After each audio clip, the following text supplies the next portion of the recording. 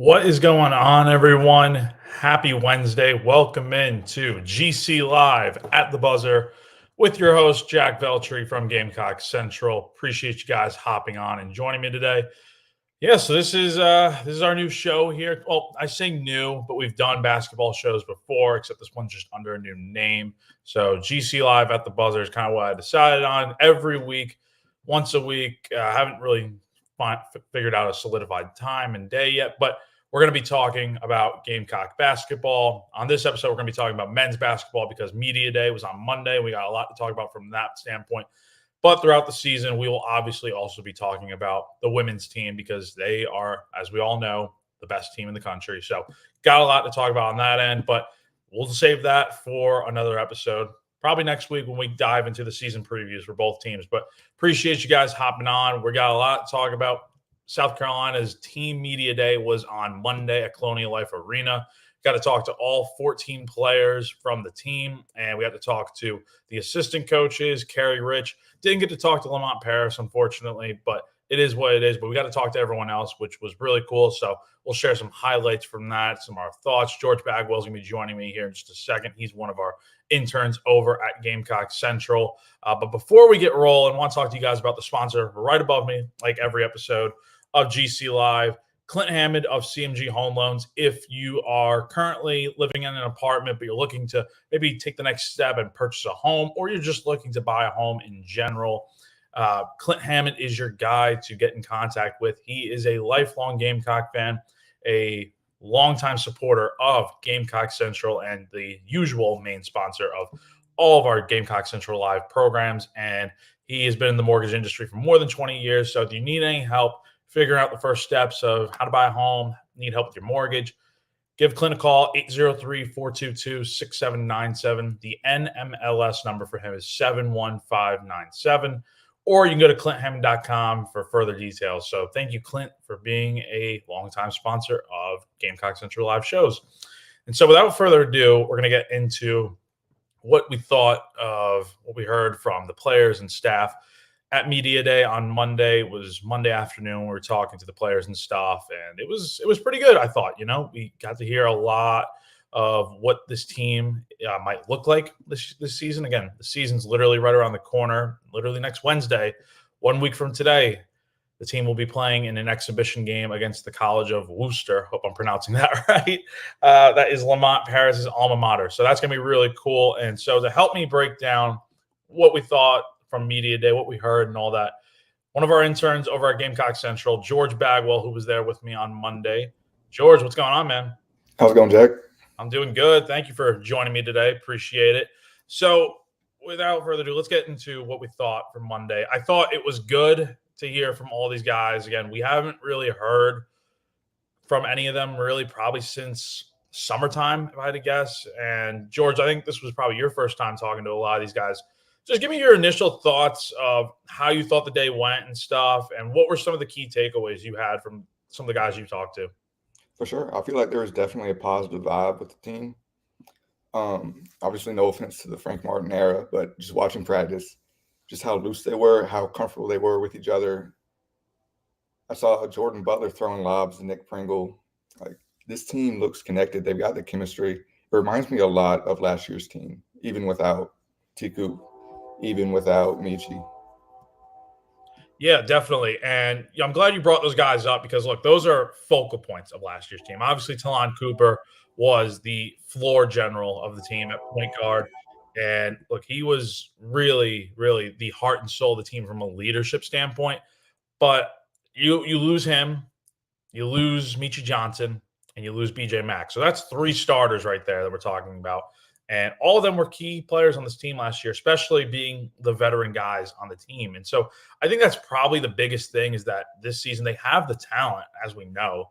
I just think it comes down to, okay, how are you going to go about kind of replacing that veteran leadership that those guys brought to the table? Yeah, I think one answer to that question could be Jacoby Wright, who's been there since the Frank Martin days. I talked to Cam Scott about that, and Jacoby's been a great mentor towards him, especially coming from the state of South Carolina. In the front court, too, you've got Nick Pringle, graduate transfer from Alabama. helping with that. And then one name in particular, Benjamin Bozeman-Verdonk. I know he doesn't have the most production on the court, but off the court, I mean, super intelligent guy. He's getting his law degree. Great presence in the locker room, in practice. He's really invaluable. Dude, did you see how big he was? I mean, for those of you who don't know, I posted about this on my Twitter the other day. BBV, Benjamin Bosmans-Verdonk. He started out the summer at 228 pounds. He's now up to 260. That is a huge difference. I mean, the guy looks jacked now. He's absolutely just it looks like a different player, to be honest. Like, I think, BBV, I feel like catches a lot of flack just for the fact of, like, he had been very productive last year, even when his first year, because he's been here. This will be his third season in South Carolina now. So he's been around since the beginning. He started about a handful of games his first year, didn't do a ton. And then last year, he's kind of more like the reserve bench role, didn't play much. And I think this is going to be a big year for BBV. I really do. I don't think he'll play a ton, but I think he's going to play a crucial role in a guy that kind of like the Josh Gray type of role. The guy that cleans up in the paint, gets a lot of rebounds. And I think that's kind of what I would expect from him. But George, you mentioned Cam Scott before, and obviously you got to talk to him a little bit. What are your initial impressions of him? I mean, obviously we haven't seen him suit up in a game yet, but I mean, there's a lot of hype around this kid, and I'm sure there were a lot of media asking him questions. Is that right? Yeah, I mean, Cam Scott, from a freshman standpoint, like, yes, he's a freshman, but he's going to have to be ready with that backcourt. When we lose Cooper, we lose Michi. Cam Scott might slide into that open 2 spot in starting guard. But from what I've seen from his highlights in high school, from what I've seen just in practice, extremely athletic, lengthy guard, definitely fills into the Lamont Paris shooting guard archetype that he wants. Do you worry about? I know we'll see how it kind of looks as the season goes along. I mean, honestly, I think he's probably going to be starting, right? I mean, I feel like he's probably, like you said, probably going to be at the 2. And we'll get into some of that later on with like what we think of like the starting lineup and stuff. But I do think Cam probably slides into that one of those starting guard spots. And the one thing that I feel like has always been the concern is he's 6'6", but he's also like 170 pounds. Do you worry at all about his size at all from that standpoint, that he's not like this big kind of like, physical presence at all, or does he even need to be? I mean, I think I'll worry about it once I see him in SEC action. Non-conference schedule really isn't super difficult. It's not as challenging, right? Yeah. That should provide him, ample reps. 6'6", 180. That's skinny. Yeah. I myself am only 20 pounds less, and I'm 5'8". So it's like, yeah. But yeah, he's got the skill. He's got the talent. If he gets more time in the weight room, look out. Like, he has the potential to be really, really good. And I think he's still really good right now. But physically, he's probably going to have to add on about 10 pounds. Yeah, definitely. And that's something that's not going to happen this season right now, of course. I mean, it's just, unless they just decide, or I don't know. I doubt he'll be putting on 10 pounds anytime soon. But obviously, if he sticks around for sophomore year, whatever the case might be, then I would expect some sort of difference with how he comes into the season. We got a question here from Michael Lynn, who says, will Jacoby Wright be coming off the bench for us as our 6th man again this year? George, you can weigh on this, but I'll say probably. I would assume he'll probably be coming off the bench again. That's the thing with Jacoby, is he's the longest tenured Gamecock on this team right now. Had been around here since the Frank Martin days. And he really hasn't started a ton. He did start a good bit 2 years ago, but last year with Michi, with Talon, Zach Davis, and Miles Studi kind of filling those 3 guard spots as the starters. I mean, Jacoby only started 1 game last year, and that was because Michi, if I'm remembering correctly, had a little bit of an injury or sickness or something in non-con play. So it wasn't that big of a deal, but Jacoby is that nice veteran presence, first guy off the bench. You know what you're going to get out of him when he's in the game. He's impactful, and you don't want to keep him in, for 40 minutes because, I think there's other guys out there that are more capable as starters. But Jacoby fits that role really well as that 6th man. Do you feel the same way, or do you have any thoughts about maybe he starts? What do you think?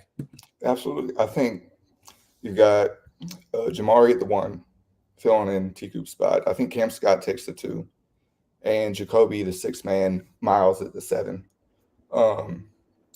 Jacoby as a catch and shoot shooter, magnificent. He's great at finding space while he's off ball. If we can get good passes to him, he's going to knock him down. Especially in the second half of the season, he was like the 6th man for a really good, 6th seed in the tournament. Like that is, I don't want to say that's his ceiling, but that is his role currently, and that's what he's really good at. Yeah, and I'm glad you brought that point up because like that is kind of the role he plays, and I think that's the thing with this team is that at least from our standpoint, from what we don't know what goes on in the locker room 24/7 and stuff. But it just feels like there's not a lot of selfishness on this team. And I think that's such a big thing in college basketball is that there's going to be guys out there that want more shots and stuff. And everyone wants to be the hero, right? But I think when it comes to having a team and having success overall as a unit, you got to be willing to give up some, starting time potentially. And I think Jacoby still plays a good bit. Like he's playing roughly like, about 20, 25 minutes a game usually last year. And so like, just because he doesn't start doesn't mean he doesn't play. Like he's really the first guy off the bench and ends up playing a good bit in the game anyway. But I really do expect Jacoby to, and that's an interesting point you brought up, George. Is that his ceiling? I would say I don't know exactly. As in terms of his role, probably. But in terms of what he can do, he's more than a 6th man. He's essentially that. I mean, I guess technically speaking, he is that 6th starter on the team if there was going to be one. But there's not. And he is that first guy off the bench that comes in and basically it's a seamless transition from what you had last year with Talon Cooper and Michi to Jacoby Wright. Like Jacoby fit that role very well. We'll have to see what happens this year, but I do agree with you, George. I do think it's probably Jamari Thomas and Cam Scott at the 1 and the 2, and then Jacoby there as the first man off the bench. And Michael Lynn also says at Indiana will be fun. Yeah, I'm really looking forward to that game. I wish I was going to that game, but we got football going on, so that'll be a good time for sure. A really good tested non-conference play. But George, let's dive a little bit into what some of these guys have to say. Here is what Zach Davis had to say, and Zach we'll talk about here in a minute. But obviously, last year, much more of a defensive guy. His shooting hasn't really come along fully yet. But here is what he spoke out with me about how his summer went and kind of what he worked on from a shooting standpoint. Oh, yeah. Speaking of which, Lamont kept talking about Zach's been having a great summer. Zach's been doing this, doing that. Hear from you. What did you do this summer to kind of develop your game? I improved a lot on my jump shot. More of a leader, confidence standpoint, and just bringing that dog energy back from last year on the defensive side. Just being a leader on defense. I got a couple new guys that don't know the rules that we have, so just being that leader to help everybody fall in place on defense and most lastly, just my jump shot. I improved a lot of my jump shot. When you're working on your jump shot, is it just more so taking more shots? What is the key to developing it? It's first off, it starts with reps and shot preparation. I always start off inside, get my form right, then you back up. Then when you get back to the 3-point and mid-range, you got to make sure your feet set every time. I mean, some shots you're not going to shoot with the same footwork, but most of the shots you should have the same footwork. So just repping out shots, good reps. And no matter how many shots you take, but you got to have good reps. So just having good reps and working on my mechanics. When did you kind of know, at some point during the summer or even during practices now that, hey, my shot's, finally where it needs to be? Or is it still, I knew in the summer. There? I knew in the summertime before, 2 weeks before I came back down here to get ready to go back to school, I knew my shot was way better. Just being more comfortable and confident with my shot. So I feel like that was the main thing, being confident and comfortable with my shot. Then we came here and started practice and stuff. I feel like one practice I hit every shot I took. So after that, I just had the confidence. I've been shooting the ball ever since. Pulling up from wherever, though? I mean, if I'm feeling good. Yeah. So that was what Zach Davis, starting guard from last year's team, had to say about his shot coming into this year. And look, you go back to last season, he was a great defense player, probably the best defender on the team last season. But the issue throughout his first 2 years, not much of a scorer. He had his moments. Obviously, he had that game-winning shot against Texas A&M on the road last year. But, George, he shot 25% from three. His field goal percentage was fine. 43%. But you look at the three-point range, there were a lot of times last year where he's taking shots from the corner on the outside and he's just missing by a good bit. So what were your impressions from what you remember last year with Zack as a shooter, and what did you take away from what he had to say right there about how he's developed in his shooting game? For sure. I've got a few numbers from Zack last season. Games 1 through 16, he averaged 4.4 points per game, shot 51% from 2. Then games 17 through 25 bumped that up to 5 points per game, 63.2% from inside the arc. And then over the last 8 games of the season, once he slid into the starting three spot after Studi got injured, 9.8 points per game, almost a double more than double his first half of the season stats, almost double the previous 8 games, four rebounds per game, 2 assists, 60% from inside the arc. Yeah, and that's the thing with Zack and I'm glad you brought that up. That's actually a really good way to look at the stats because, look, Zack was not a starter at the beginning of last year, and you alluded to it there. Miles Studi was the starter at the guard spot at the 3 last year. Then he gets hurt with the knee injury and stuff, and he's kind of out for a few weeks. And Zack slid into that spot and kind of never let it back up. The key with Zack is, like I said before, he's a great defensive player. The offense is kind of a little bit hit or miss. And so that's going to be something really interesting to see this year is how will his shot look? And look, down the stretch last year, he's playing 30-something minutes a game.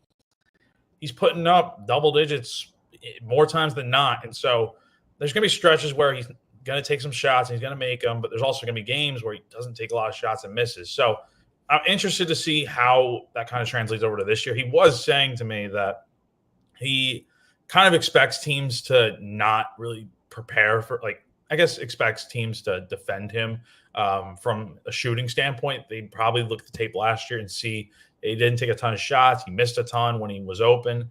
And that's kind of his MO from last season and the year before. But this might be a different Zack Davis. If what he says is true about the fact of he's pulling up from wherever, he's making shots, he's feeling a lot more confident and comfortable, this could be like the complete package because we know how good of a defender is.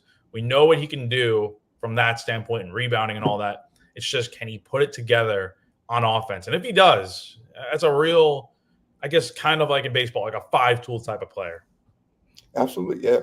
Towards the end of the season last year, previously, before he got the starting position, before the Studi injury, he was shooting 51% of his shots from outside the arc.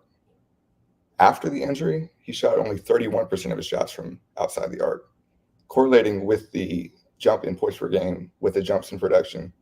Once he, I guess, kind of realized his role as a slasher in the offense last year, I'm not suggesting that it's going to have to be the exact same role this year. But last year, his production jumped insanely. I've never seen such a high in-season jump in production from a person that started on the bench. He cut his free throw rate, which is the amount of free throws taken per field goal attempt, was second lowest on the team prior to the Studi injury at 0.18. By the time the end of the season came around, the last 8 games, his free throw rate in that span was 0.6. He more than tripled that from the second lowest to the second highest. And he's not the best free throw shooter, but just getting to the line, getting the other team in foul trouble, that was huge for this team down the stretch. Definitely. And that's the thing with this team is that I think one of their issues, if I'm remembering correctly last year, was they got to the line a good bit, but they miss some free throws. And I think that was an issue that kind of plagued them in year 1 of Lamont Paris as well, is that when they had these big leads in the second half, they kind of squandered them because, one, they kind of let up a little bit, and they also just weren't consistently making their free throw shots. And I think that's a good point about Zack. I mean, look, he got to the line a good bit, and when he needed to, he made his shots. But I think overall, you want to see him finally put it together. I think that's what we're looking for here is I would assume he's probably starting this season over Miles Studi. I think Miles is a good shooter, but there's not anyone that really is on the same level of a defender like Zack Davis. And if that carries over from last year, it'll be scary to watch if he can finally put it together from an offensive standpoint. One guy that we'll talk about next year that really came into his own last year. He obviously missed a good portion. Well, I say good portion, but he missed like the first month of the season. Colin Murray-Boyles, and that is a player that a lot of people are excited about, and there's a lot of hype surrounding him. Obviously, on SEC Network last week when it was SEC Media Days in Birmingham, CMB notoriously said that he wouldn't have left South Carolina for any amount of money, and that holds true. And I think that just shows the loyalty the guy has about coming back to South Carolina, but he's also got a lot that he wants to prove, right? He's going to probably be an NBA draft pick next year. He's picked to finish on the third team in the SEC in the preseason, and he doesn't really care much about that stuff. But at the same time, it's like he knows this is a big year for him. So here's some of what CMB had to say on Monday at Media Day. To get out of being back here for another year and stuff. Winning an NCAA championship. Yeah. winning as much as we can. Mm-hmm. Making history, making more history. Yeah. That's the ultimate reason I want to come back. Yeah. Just What's the biggest difference with you this year versus last year? Outside of, I mean, everyone talks about the 3-point shot and stuff, but like, where else do you feel like you've kind of grown in your game? Just being more, more knowledgeable about. I don't know. More knowledgeable about being in college sports. Just being more physical. I've just gained a lot more experience. Just having the experience just makes you more comfortable automatically. Like once you've been through it, it's like you're more adapted to it. You're more comfortable in your environment. So I think that's the biggest difference from last year, is just having more of a more aggressive mentality. I wasn't that aggressive last year. I think, like I normally just let the points come to me, but it's not going to be like that this year, especially because people are going to have me high on the scout.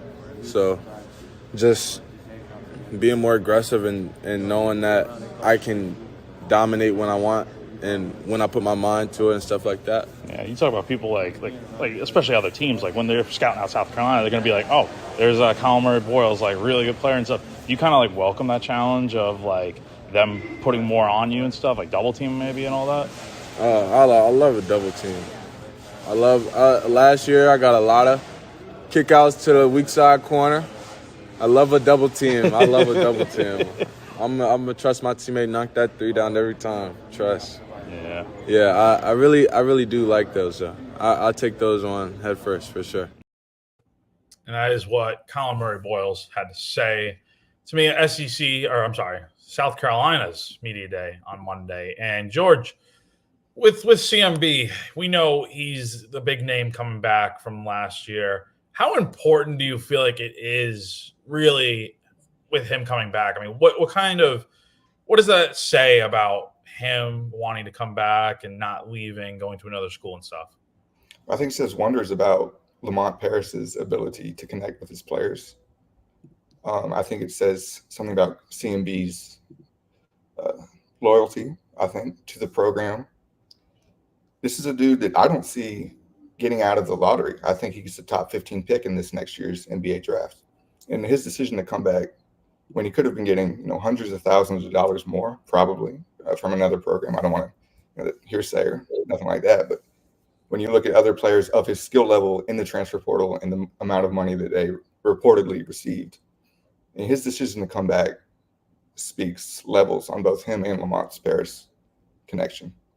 Definitely. And I think the big thing right out of the jump that he said in that interview was, he wants to come back and win an NCAA tournament. Like, that is kind of the theme of this team, is that a lot of them got that first time experience going to the tournament last year, and they obviously lost in the first round to Oregon, and it was a crushing defeat for them because it's like they put in all that work. They got super close to winning the SEC regular season title, came down to the wire with them in Tennessee, and then they go and make a little bit of a run in the SEC tournament, and then it's like they get to March Madness, and the season's over after the first game. It's a crushing defeat, and I think this year a lot of these guys, some left, obviously, some didn't have any eligibility left, some like Michi Johnson decided to go to Ohio State. They got a lot of guys coming back. CMB's obviously the main one. And with him from last year, you look at what South Carolina had in terms of bigs. It was him, BBV, Josh Gray, and Stephen Clark. That is nowhere near what you have now with CMB, BBV, Nick Pringle, Jordan Butler. I think one thing we kind of noticed last year, George, especially towards the end of the season, was you play Auburn, Oregon, all these teams with their big guys like Johnny Broom and Nafali Dante in the SEC tournament and then the NCAA tournament, respectively, and you're outmatched in the paint. And you lose those games kind of because, well, I mean, a lot of reasons, but I think primarily one of them was the fact that you just really weren't able to stand much of a chance in the paint. At least it's what I think we see on the outside here. Maybe they feel otherwise, but they replenished. They got new guys coming in. How do you feel about the way they have kind of regrouped and upgraded, if you will, the front court they have here? Yeah, I think the addition of Nick Pringle was really crucial, especially with the loss of Josh to Missouri. And BBV, I do think, mirroring your previous point, the amount of weight that he's added, the amount of muscle he's added, he could really fill in the Josh Gray role that departed us in the offseason. CMB only 6'7" listed, but he plays like he's 7 feet tall. I don't know if you remember that block against Jamarian Sharp in the Ole Miss game, 6'7" going up on 7'6". Like, if he can block him, he can block anyone. I don't think there's any issue with the size of CMB at the 4 this year. Pringle, if he works out his foul trouble, if he stays out of foul trouble and gets us, 28 minutes or so per game, 25 minutes maybe at the center position, BBV, CMB, Pringle. I don't know about the eligibility concerns regarding Federico. Yeah, that's one thing where we didn't talk to LP on Monday. I'm sure that would have been asked, but the last we had heard was that essentially they're kind of going through the process of trying to figure out his eligibility and stuff. And it's like, again, he's not on the roster right now. He's not at practices or anything. Again, I was told he's supposed to be there in September. September's passed. He's not there, obviously. And that's kind of the last update we have on Federico. So I know everyone still asks about that time. I see it on the Insiders Forum and stuff. Like today, literally just saw it. But even though they don't have Federico, and who knows how much he would have really played, to be honest, but I think having Pringle and CMB, Pringle's probably your 5. CMB's probably your 4, which is definitely going to help Colin out a lot because he was that 5 last year because they didn't have a ton of size. Now they have those big guys besides him, and they can kind of rotate that way. And Jordan Butler's obviously a 7-footer, and then you got BBV, who's now 260. So there's a lot of size, a lot of good things to say about this front court here, but we'll kind of have to see what happens. And I would expect all those guys kind of play a key role this year. Yeah, I think Jordan Butler, more of a long-term acquisition rather than just a one-year plug compared to Pringle. If Butler, sits behind Pringle, sits behind CMB, he can just improve on his shots, improve on his physicality, put muscle on. He could be a very good player for us. But in terms of this year, I think it's CMB and Pringle going to have to do the heavy lifting for us at the 4 and 5. Yeah, no, most definitely. And I think that probably is how it shakes out, like kind of just running through the start 5. I'd probably say it's probably Jamari Thomas at the 1, Cam Scott at the 2, Zack at the 3. At the 4, it's probably CMB, and then 5 is Pringle. So that's probably your starting 5 right there. And then your second stringers, it's probably Jacoby, Miles Studi, probably Arden Conyers, right? We haven't talked about him a lot. Did you get to talk to him at all? Because I did not know.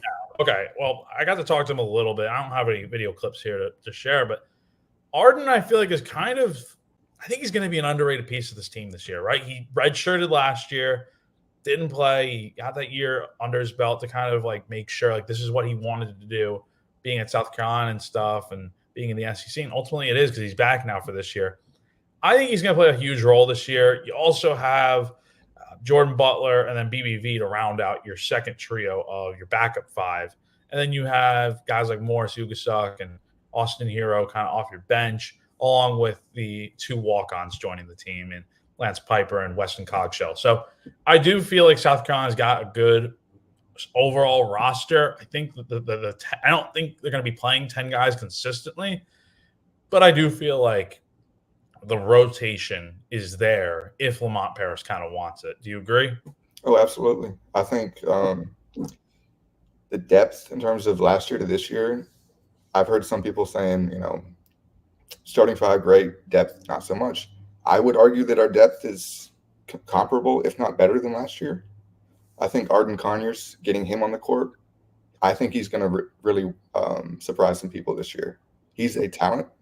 Obviously, we didn't see him last year, so people might not know the name, might not know the face. Get ready to learn it. He will be, if not the eighth man, the seventh man possibly. He is very talented. I can't wait to see him on the court. Jacoby and Miles at that 6 and 7 too. We have 8 guys that could start on the SEC programs, I think. I don't think that's inconceivable to say.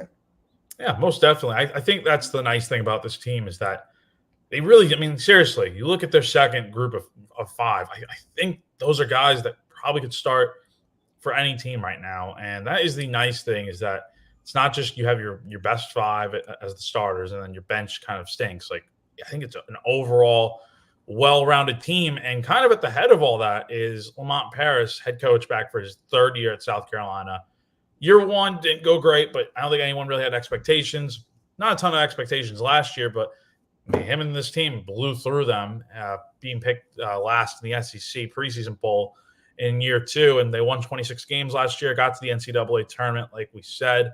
It was a great year last year. And kind of segueing into LP a little bit, I asked assistant coach Tanner Bronson about so in case you don't know, Tanner Bronson, assistant coach for South Carolina, he's been around with LP for years now, going back to the days at Chattanooga.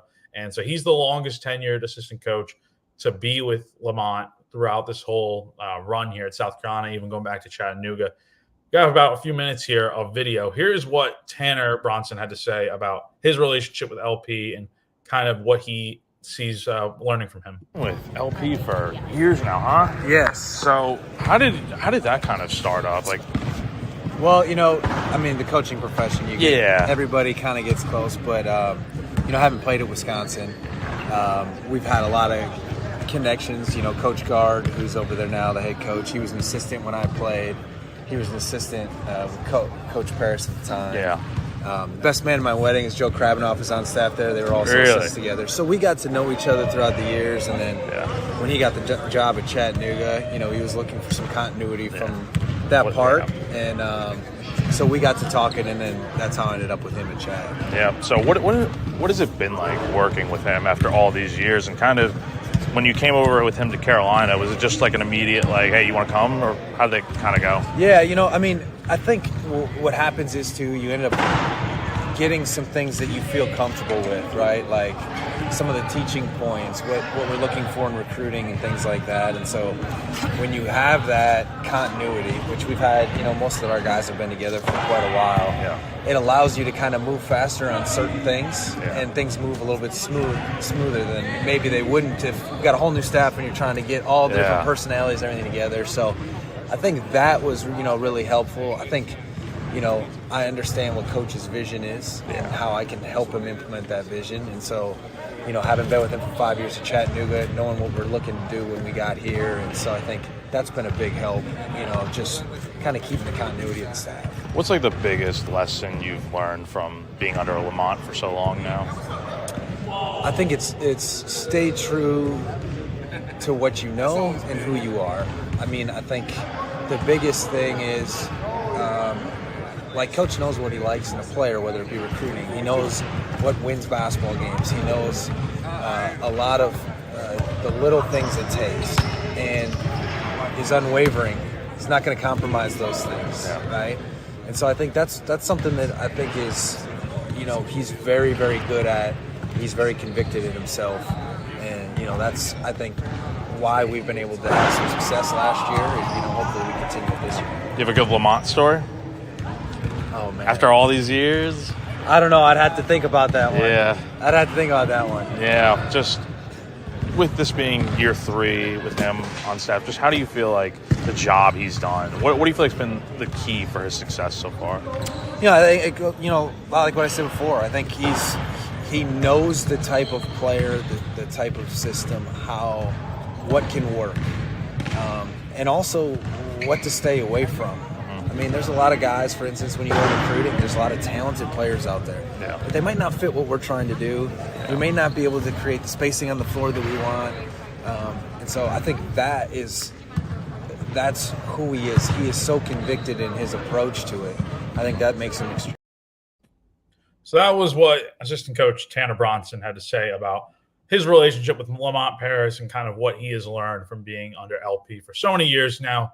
George, when you think of Lamont Paris and the job he's done at South Carolina, obviously he got rewarded with a brand new 6-year contract during the end of the SEC tournament, where he'll be getting paid more than $26 million throughout from now until 2029 through the 30 season.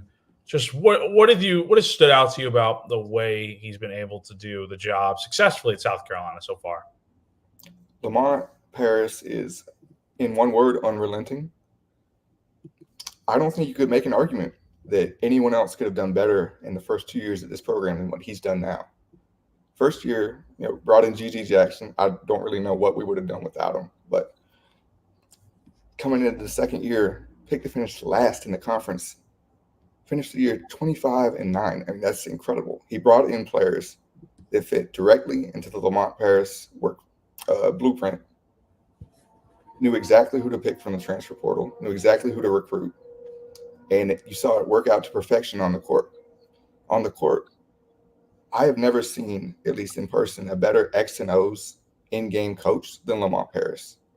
Last year against Florida at home, for example, we were down by 10, I think, second half. Swaps to a 1-3-1 with Davis up at the top. Florida's flustered. They don't know what to do. We ended up winning by, I think, 5 points.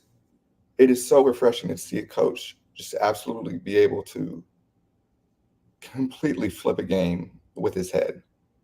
It's insane. I love him. Yeah, he's doing a great job. And the thing now is he's done a lot of good through the first 2 years. Like, let's not get it twisted. Year 1 was bad, but at the same time, it's like they led in a lot of those games and they just couldn't finish. And they obviously had a lot of issues on the court and all that. But I think year 2, they settled in. Everyone plays their roles, and they used the disrespect card a lot. Now this year, I don't know how much they're going to be able to use it because they were picked 11th in the SEC preseason poll. It's not 16th or anything, but still. And I think the thing with South Carolina is, and we remember this from the Frank Martin days, they got to the Final Four in 2017, notably. Didn't get back to the NCAA tournament again under Martin, and Martin, got dismissed. And then they got back to the tournament for the first time since that 2017 season, that Final Four run last year. So the question now becomes, can they get back this year? I think they can. The talent is definitely there. And as we talked about at the beginning of the show, the talent is for sure there. I think they're more talented than they were last year from a basketball standpoint. From a leadership standpoint, they got some veteran guys. They got Jacoby Wright, Nick Pringle, Jordan Butler, BBV, guys like that. Are they going to have the same type of effect as a Talon Cooper, a Michi Johnson, a BJ Mack might have had last year? Yeah, I think talent-wise, I think game plan-wise, yes. Record-wise, I don't think so. If you look at the conference as a whole, with the exception of Oklahoma, it's hard to find a team that got worse from last year. I feel like the conference as a whole has improved. You got Texas coming in. Alabama's one of the top in the game. Auburn, of course. Calipari's at Arkansas somehow. Didn't see that coming. Then even Kentucky's still continuing their brand of excellence. We have a stacked conference schedule ahead of us.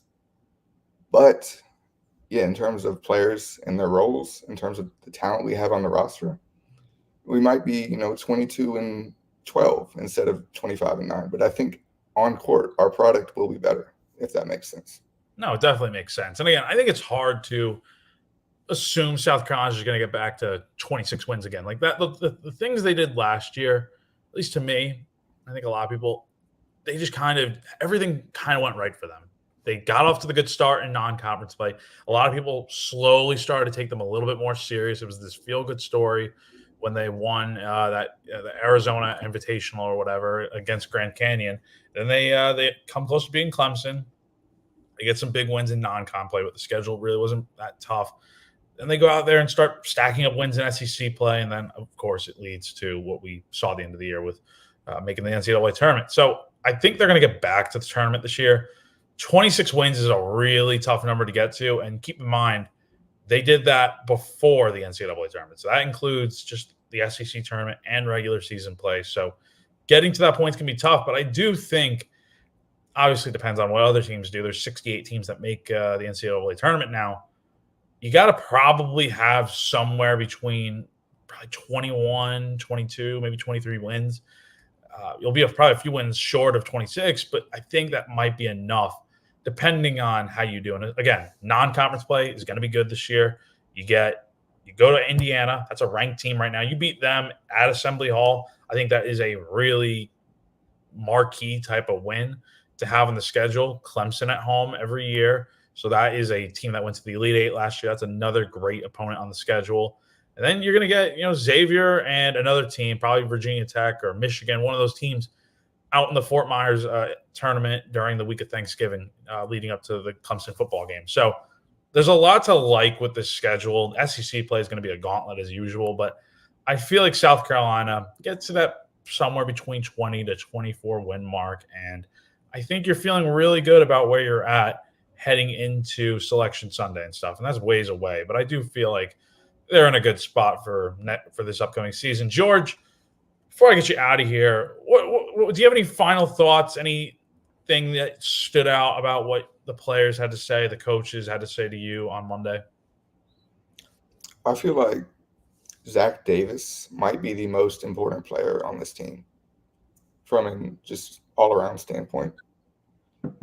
I think it's Lamont Paris has had maybe 24, 25 players in 3 years on this roster, different players. He's only changed his game plan for one of those, either offense or defense, and that's Zach Davis. G.G. Jackson came in 5-star recruit on a, no offense, really bad team. Lamont Paris just kept his same offensive scheme for G.G. Jackson. Didn't work out the best way, but he kept his scheme up for that. Zach Davis comes in, 3-star recruit from the Frank Martin days, and then Lamont Paris designs a new defense around him to use. He doesn't do that for any other player. If he can take the next offensive leap this season, we know he's great at defense. We know he's all SEC on the defensive side. But if he can take that next offensive leap, the sky is truly the limit for him, I do believe. No, most definitely. I agree with you, man. I think Zach's probably the most interesting player to watch for this year. Obviously, Colin Murray-Boyles, Nick Pringle, all these big names. But Zach, we know he's like the best defender on this team based on how he did last year and stuff. But, man, if his offense just comes along, like we said before, I really do think the sky kind of is the limit for him. And I'm not saying he's going to be overnight 15-point scorer, great defense and all that. But if you can get him somewhere to like averaging 8, 9, maybe is it too much to ask for 10 points per game? I think that's kind of where if he's putting up about 10 points a game, I think you're really feeling good about where he's at. And he's just got to knock down some of those shots. So, George, I appreciate you joining me, my man. I'll definitely get you on a lot throughout this season as you'll be helping me cover this men's basketball season and stuff. And we'll definitely have a lot more to talk about here soon. But appreciate you hopping on, buddy. Of course. Thank you, Jack. All right. Thanks so much, George. That was George Bagwell, intern with Gamecock Central. He's been fantastic for us. He does a lot of good work for us with video and writing and all that. So can't say enough good things about my man, George. But we're just about done with today's first episode of At the Buzzer with Jack Veltri. And yeah, it's been a good episode to kind of talk about everything with this men's basketball team and stuff. And of course, like I said before at the beginning, we will have a lot to talk about with the women throughout the year and stuff when they get going with their season. But we will be doing this once a week. We'll be breaking down the week that is whatever's going on in Gamecock basketball, men's, women's, whatever the case might be. Next week, we're going to be diving into some season preview type stuff with the men's team and Dawn Staley's squad. And we'll kind of have a lot more thoughts on predictions, who we think might be the key players on both these teams. And then it's we'll have a lot going on throughout the season. Hopefully it's another good year for South Carolina. So that's going to do it for this episode of At the Buzzer. Again, we will be going live once a week. We'll figure out a schedule, but we're kind of just rolling with everything right now with football season going on. Once it's fully basketball season and there's not a football live show every single day, we'll kind of have a more set schedule, if that makes sense. So appreciate you guys hopping on. And yeah, Martin says, great show. Basketball is exciting. Absolutely. Basketball is exciting now in Columbia. It is great to see South Carolina. I mean, of course, they've been great on the women's side, but it's been a little bit up and down for the men. Last year was a great season. Let's see if it carries over this year. So thank you guys for tuning in. Be sure to stay locked into GamecockCentral.com for all coverage, live updates throughout both of these basketball seasons. And I will catch you guys on next week's episode. Bye.